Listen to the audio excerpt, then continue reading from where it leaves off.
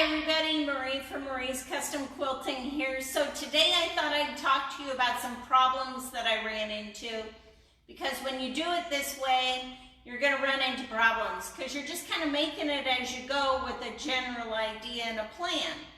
So I had my row number 2, and when I got it all sewn together, it wasn't 90 inches long, and it was like 3 or 4 inches short. And so I had to make it longer, but I didn't need enough to do a whole nother block. I just needed a bit. So what I did was I took my strip and I added a strip to the top and I added a strip to the bottom. Then when I sew it to column number 1, I will cut off what I don't need. So I'll be cutting about a 1/2 inch off the top and about a 1/2 inch off the bottom, and voila, now I have a full 90-inch long column. So then let's look at column 3, because I ran into a problem there. I absolutely hate to rip out stitching, but in a fit of brilliance, I sewed this square upside down to this square. Now, I have absolutely no way to fix that.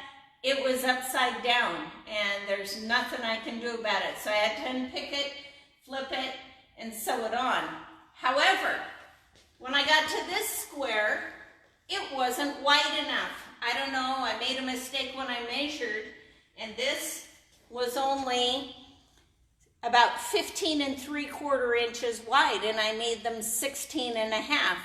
So I took one of my accent fabrics that are similar to the maroon and just added a narrow border, and I'll be sewing that on there. So then, if you come down here, this one was wide enough that it didn't need the accent on the side, so I put the accent on the next one. Now, that kind of works okay because of the maroon and the way it lands. It goes off pattern, but I like going off pattern, and this isn't really a pattern anyway. You could do anything you want to fill in these spaces. If you don't like the squares, make little triangles and put in triangles. It's kind of a way to create your own signature on the quilt.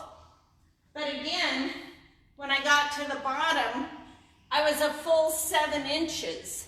And I couldn't do this again because it's the row right next to this one. It would just look funky. So I got another square and I just added that extra 7 inches there. Now, look at this one. Looks like the number 80. However, that says Red Bull. So it's actually 08. It's important when you're doing t-shirt quilts that you don't think that it's a number 80 with, I don't know, some other language there. This one goes like this. So make sure when you're doing your t-shirts, you get them right side up. If you measure wrong, don't worry, add an accent strip. If it's too much, cut it off. If it's not enough, add an accent and just keep working your way down. My column number 4, let's take a look at it. It's gonna be pretty good here.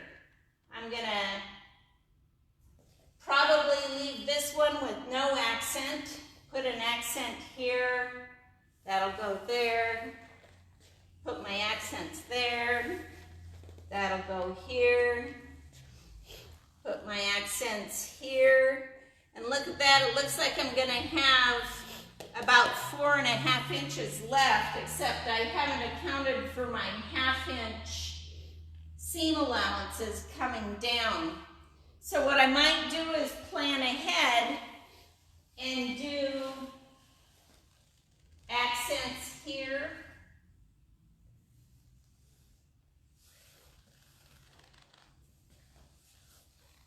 And that, if I make it big enough, would fix it. So maybe what I'll do, since it's kind of big, is I'll do an accent like that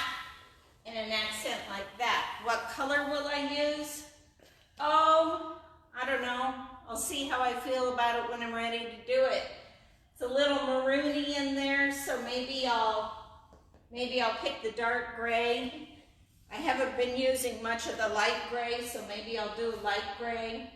Maybe I'll use all 4 fabrics. Just depends. So I hope that helps. If you have any other questions, any other trouble you're running into, leave me a message and I'll answer them in part 7.